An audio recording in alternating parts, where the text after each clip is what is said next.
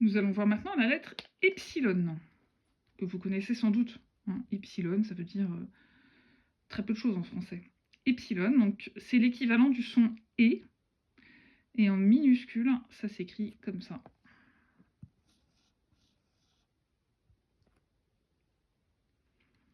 Et ensuite, vous avez une lettre que vous connaissez bien en français, Z.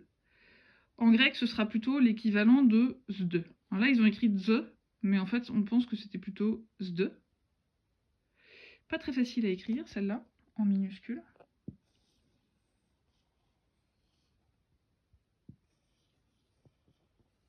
Voilà, quelque chose comme ça.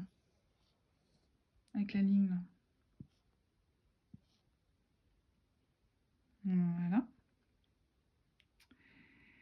Et là, vous allez avoir une autre lettre. Attention, il y a un piège. Donc ça ressemble à un H, mais ça n'a rien à voir avec notre H. C'est en fait la lettre eta qui va se prononcer E. Donc vous voyez que vous avez là le son E, et là le son E. Epsilon, ça veut dire E pincé. Eta est plus ouvert. Donc en minuscule, le eta, comme ça, avec la ligne du cahier là. Voilà.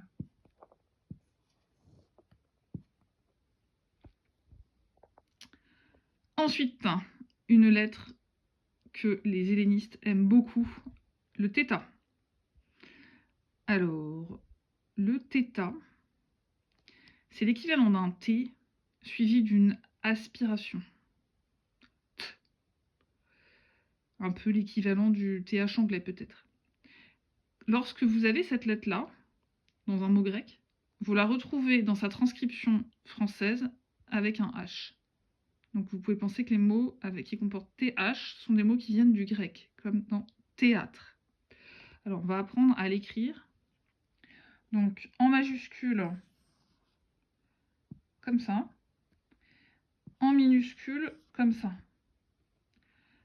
Comme un O, mais vraiment allongé et avec une grosse boucle. Voilà. C'est le θ. Et ensuite, une autre lettre, bien sûr, que vous connaissez, un iota, donc c'est l'équivalent du I. Mais attention, il n'y a pas de point sur le iota. Je ne changerai pas un iota, ça veut dire que je ne changerai pas la moindre petite chose, la moindre petite lettre.